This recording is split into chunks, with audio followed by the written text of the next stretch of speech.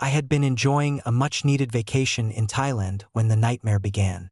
Midway through my trip, I received a frantic call from my attorney. Karen, as usual, had attempted yet another outrageous stunt. This time, she had tried to sell my ranch, my entire property, without my knowledge or consent. She claimed to have HOA authorization to execute the sale while I was away, supposedly to benefit the community. What she didn't realize was that committing fraud against a property owner of my stature had severe consequences, and the moment she attempted it, the law was already moving against her. By the time I returned, the paperwork had been prepared and a prospective buyer had been brought in. Karen's smugness was palpable. She actually believed she could outmaneuver the legal system. I walked onto my ranch to find her standing in the main office, clipboard in hand, waving the deed around. "This ranch is sold. The HOA has approved it. You're too late." I raised a hand calmly. "Karen, this is fraud. You have no legal authority to sell my property. You have committed a criminal act, and you are about to face the consequences." Karen laughed nervously, clearly trying to mask her panic. "It's just paperwork. It's already in motion. What can you do?" I smiled. "Watch closely."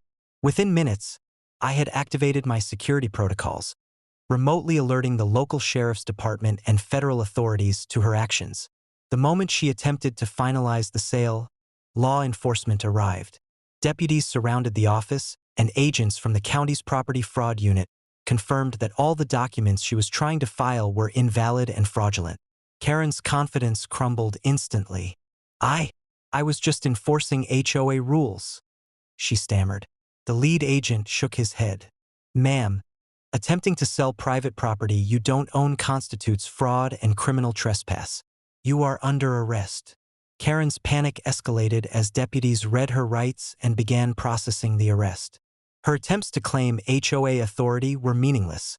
The law doesn't allow community associations to sell private property without explicit ownership and consent. Meanwhile, my ranch remained untouched, my assets secure, and my property deeds safely recorded. I documented everything: security camera footage, witness statements from my staff, and the fraudulent documents Karen had prepared.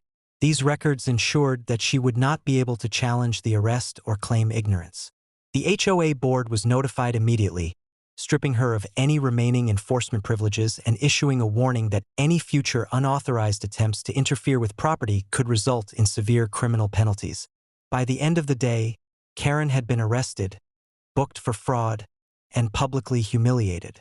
The prospective buyer was informed that the transaction was null and void, and all HOA attempts to assert control over my property were permanently terminated.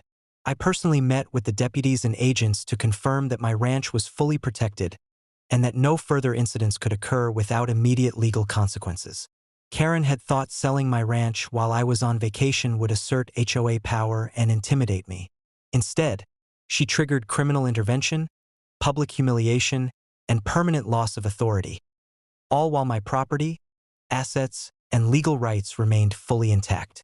Karen sold my ranch while I was abroad. Instead, she was arrested for fraud, faced public embarrassment, and permanently lost all HOA authority, proving once again that rogue HOA members cannot override legal property ownership without facing severe consequences.